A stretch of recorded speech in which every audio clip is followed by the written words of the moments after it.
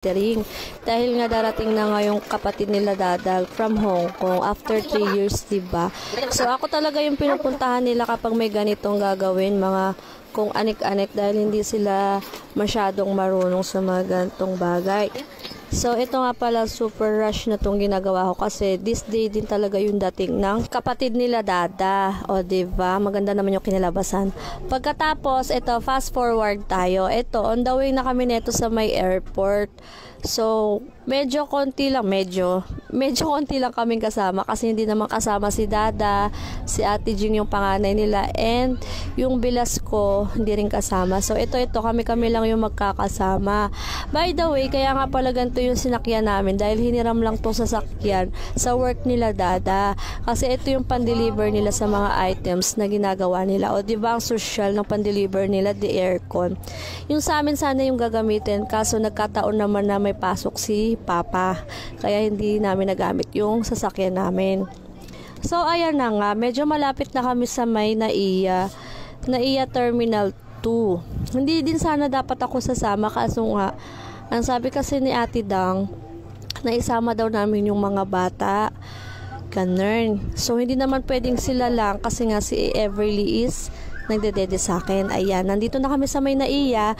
Papasok kami sa may Terminal 2 dahil doon yung ni Ate Dang. Around 11 AM nga pala kami umalis ng bahay. So, ang dating ni Ate Dang, ang lapag ng eroplano niya is mga 1:30. So, hindi namin alam kung mga ilang oras kami mag-aantay doon. Pero, mas mabuti na yung maaga kaysa yung malate ka. So, ayan, habang waiting kami dito, ito is around 12 na to or 1, mga ganon. Tapos habang nag-aantay kami dito is ina-arrange or inaayos na nila Dada yung pa-surprise namin kay Ate Dang. Ito is simple surprise lang, 'di ba? Kahit papaano is meron kaming pang-surprise, 'di ba? Kasi akalain nyo, biruin nyo after 3 years, 'di ba, uuwi siya ng Pinas. Syempre kailangan may mga paganitong eme-eme, 'di ba? Kahit papaano masiyahan man lang yung kanyang puso, o 'di ba? Ang gumawa nga pala nito is si Dada, syempre di siya kasama sa amin, and si Sedi. Ayan, kinabit na rin nila yung ginawa ko lettering kanina, o 'di ba? Super rush talaga.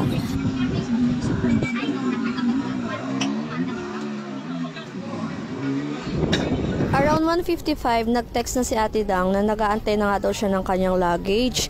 So, nag-decide na kami na mag-antay na dun sa may labas ng Terminal 2. Ayan, dito na kami. Sobrang daming tao talaga, sobrang daming uuwi ng Pinas, diba? Ang sarap kasi talagang magpasko dito sa Pinas.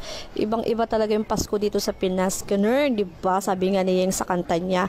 At ayan na nga si Ate Dang, tinatawag na namin siya dito dahil hindi niya na nga kami makontak-kontak dahil busy na kami kakatingin sa mga lumalabas. At ito na nga, nakita niya na kami. And ito na yung mga mag-aama sa salubong na sa kanilang ilaw ng tahanan. O, diba, sobrang tagal din talaga ng 3 years. Siyempre, sobrang miss na. Ewan ko kung 3 years ba o 4 years. Basta mga ganong years. Ayan ang mag-asawa. At ayan yung mga anak niya. Alam niyo ba, sobrang liliit pa nito nung umalis si Ate Dang. Tapos ngayon, sobrang mas matangkad pa sa kanila. Ay, sa kanya pala. O, diba? Tapos, syempre, may moment din kami dyan. And, ayan, may moment din yung mga pamangkin niya. Di ko na videohan yung sa kapatid niya, sa kay Kuya Bonbon yan. Basta yan. Pagkatapos ito yan, si Nanay, si Everly nakatulog, nakakaantay, at yan si Tatay. Diba? Pagkatapos ito, pauwi na kami. Ay, hindi pa pala kami pauwi kasi maghahanap pa pala kami ng makakainan. Syempre, hindi pala kami nagtanghalian. So, diretso dinner na to, diba? For today's video, charot. So, ayan, pauwi na kami. Ang nagdadrive nga pala nito is si Kuya Leo nga pala, yung katrabaho rin nila Dada. Ayan, kami nga pala yung magkakasama ito, diba? Nandiyan na si Ate Dang, nakatulog pa rin si Madam Everly. Ayan, for the happy na si Nanay dahil nandiyan na ngayong anak niya. And ayan, kumain na kami dito sa mga inasal, for the lamon na kami nito dahil sobrang gutom na nga, nagutuman na, diba? At ito, hiwa-hiwalay nga pala yung mga upuan namin, yung lamesa namin kasi nga walang isahang lamesang magkakasya ang 15 na katao. Ayan, nandun sila Nanay si Tatay sa dulo. Yan. And this is the moment, ayan, ayan, nauna ako pumasok kasi nga for the surprise, diba? Ayan, diba kahit paano surprise siya, kahit simple lang, diba? And ayan, nakumpleto ng magpapamilya ang magkakapatid. And that's all for today's video. Thank you so much for watching. See you on my next mini vlog. Bye!